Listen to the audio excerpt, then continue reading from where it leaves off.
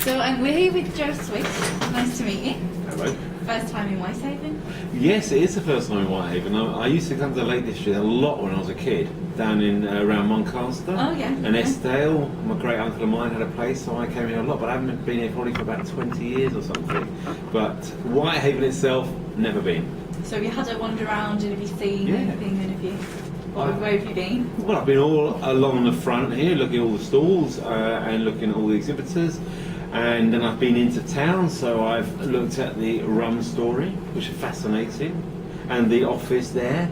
That I'm glad people don't have to work in an office like that anymore because the light levels. They really get a sense that it's exactly how it was left in a way. The churchyard, and where the church was, the garden there is really interesting. I like the way they've incorporated the planting into sort of a bit of tumble down wall and stuff, how it should be done. Didn't get to the cafe, unfortunately, there, and just walked around town a bit. Yeah, have you tried any of the rum then, from the rum story? No, everyone's talking about the rum. No one's given me a shot of this rum.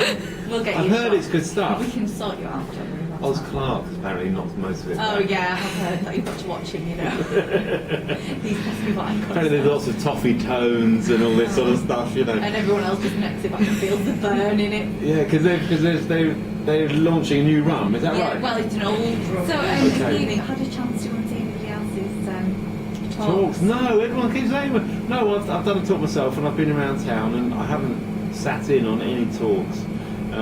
But I know some of these guys. I know Toby Buckner really well. He said some very nice things about you. Yeah, Toby's great.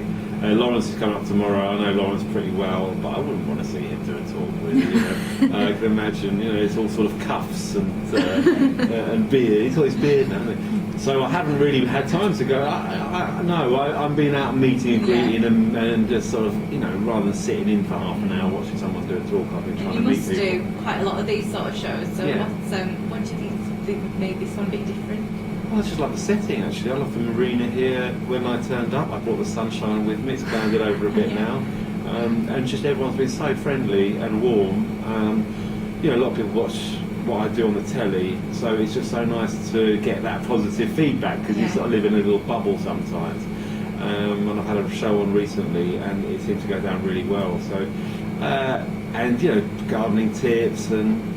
It's just sort of like a great day out, really. I don't really feel like I'm working, so I must be having a good day. That's the best kind of work day, isn't it? Yeah. So did you get any hecklers in your shows? Hecklers? Right? No, I don't get Toby said he got loads of hecklers. No, because he's there to be heckled, Toby. No, they're much more respectful of me, I think. It's probably an age thing. I'm a bit older than him. I had a really good audience, actually. I do a whole thing about garden design. But people hear the word garden design and think, well, that sounds expensive. I've got to throw money in my garden, but it's not. It's just about organising your garden. And I say, well, people have spent 10, 15, 20 years working on their garden, and they're still so frustrated with it, or don't like it, frankly. And if you spend 20 years working on your kitchen, it'll be the most amazing kitchen you'd ever see. Yeah. So it's just about thinking about putting things in the right place, paths and ornaments, and just trying to create some movement through it and getting plants away from the fences or the walls and into the middle of the garden space. And then I do lots of drawing on a pad, so it's quite interactive. And I basically sort of say this is 25 years of my garden design knowledge in 25 minutes. So hold on. There's a lot to squish in, but people really keep with it, and then I end up redesigning a few people's gardens at the end. So it's good fun. It's quite a high energy. Yeah, I should have brought a pen and paper for you to read it. Yeah, you should actually. Yeah. So, what sort of stage you're on gardening, really? I suppose it's okay. It's only small. It's a small London garden, so it's only about 55 by 20 feet, and it has to look after itself a lot because I'm away. So I don't have a lawn. It's paved and planting, but it's got some really lovely shrubs and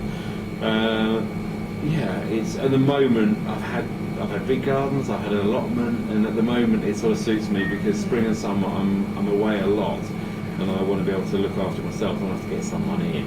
So do you think? Oh, you couldn't do that. No, I couldn't get a gardener in. That'd be a front page. Yeah, and I want to do the whole thing myself.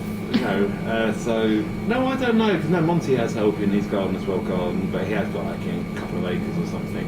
So I've only got a small garden and I really like it, but it's a classic city garden, really. But do you think sort of keeping it small and keeping it minimum amount of grass or lawn is sort of the secret to simple gardening, or is there an easier way to do it? There's lots of different ways of reducing maintenance. Not having a lawn is one of them, because otherwise you have to mow it regularly. Yeah. Or letting it grow long, into wildflowers and just mowing some paths through it. Really simple techniques like that. I talk about landscape fabric quite a lot, which just covers the earth literally like a sheet. Yeah. And then you can plant through it and put gravel over top of it, and it's pretty. You can create a whole area that's weed free. So, I often have to help people adapt their gardens, if they're getting on a little bit and they had a big garden they can't look after now. So, but it's all garden design, so it's all using those principles to try and make the garden work for you, whatever it is, whether it's small or big or high maintenance or low maintenance, whatever it is, got to work, otherwise it becomes frustrating and it becomes, a problem, and it shouldn't be a problem. It should be a joy. There's a lot of garden phobics out there, and they think summer's here, brilliant, and then they realise that they actually have to go and do something. You have to do something. You have to get involved one way or another. But there's one guy saying he's got, a big area of his garden. He's just let the whole thing go wild, and the birds and the wildlife come in, and it just works really well. So, it's fine for him. I think that it's about personality, and if you can relax in the garden, then that's good. And if you're really, really uptight and have to have things really, really neat, then you have to have a garden that is like that. Yeah. And I think it's just, you need to be a bit more easygoing, a bit more relaxed about the whole thing, and then you can relax a bit easier and enjoy the space. So where did your love of gardening come from? Well, my grandparents, I used to garden with my grandparents. My mum and dad were not very good gardeners, actually. I used to play football in the garden a lot with my brother, so they didn't really have a chance to create a nice garden. I was brought up in North London, so I had Hampstead Heath, which is like a huge park, basically. And I just spent all my childhood sort of over there, climbing trees and running around, and having that contact with nature. I mean, up here I used to spend a lot of time up in Estail and just love to be outdoors, and could never really see myself in an indoor office job, really. So it's kind of like making a career out of a hobby. Yeah, to a degree. I needed to get a job. I didn't go to university. I was in a band, and the band sort of, I was a bass player, and the band, split up as they always do. And I needed to get a job, so I worked for a local gardening company and just really got into it.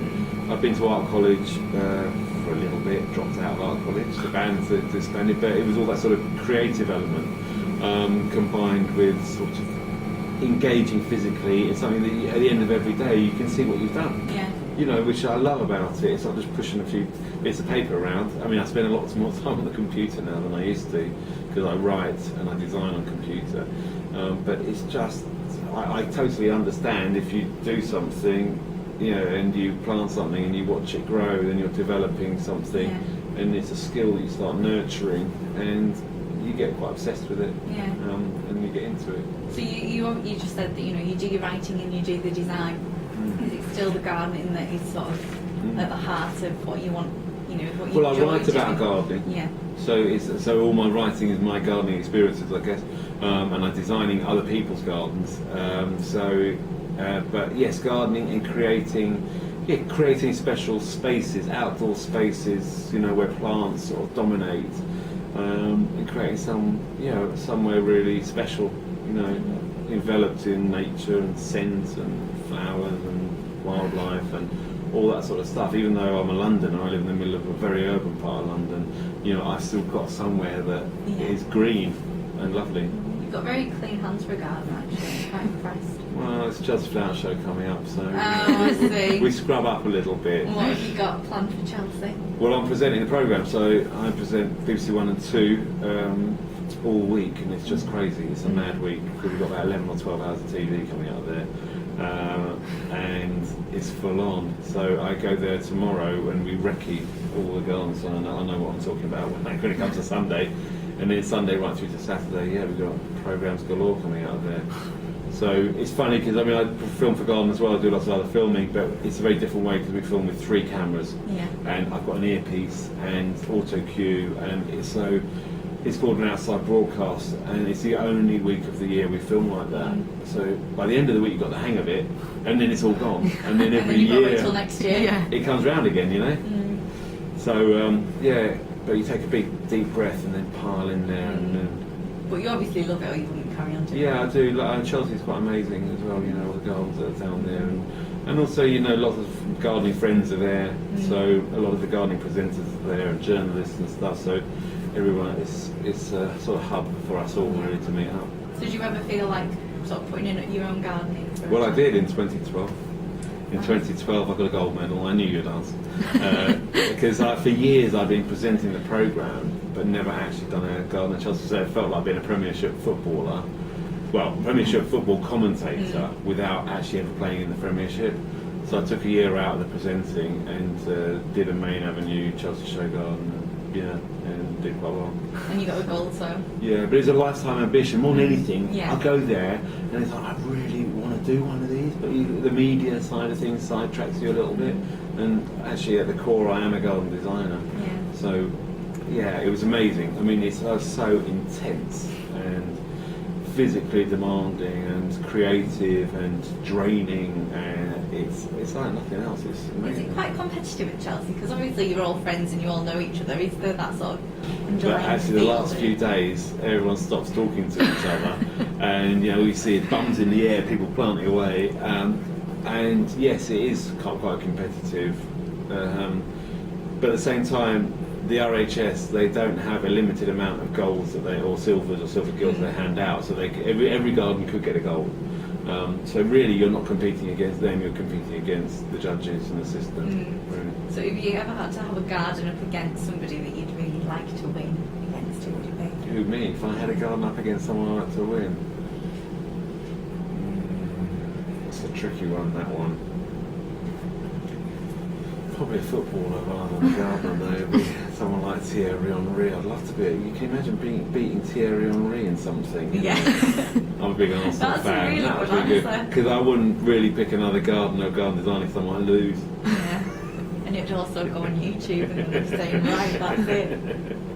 Yeah. So I've just got one more question because I know you're really busy. What was your band called when you were in college? Tumbling Dice. Yes, which was named after a Rolling Stones track. And Rolling Stones were named after a Muddy Waters track, as you all know. And so I just thought, well, we all thought, well, that's it. We're all going to be rock stars. It's just a matter of time. Global stardom awaits. And here you are at home with garden show. And here I am at home garden show. I did bring my bass with me. Yeah. Oh, it's a shame, Steve, for being jamming. Yeah, I'd love to have a jam. You come back next year, you'll have to bring the guitar. Yeah, I will. Yeah, brilliant. Well, thank you very much for Thank talking you. to us. I've enjoyed it. Thank you.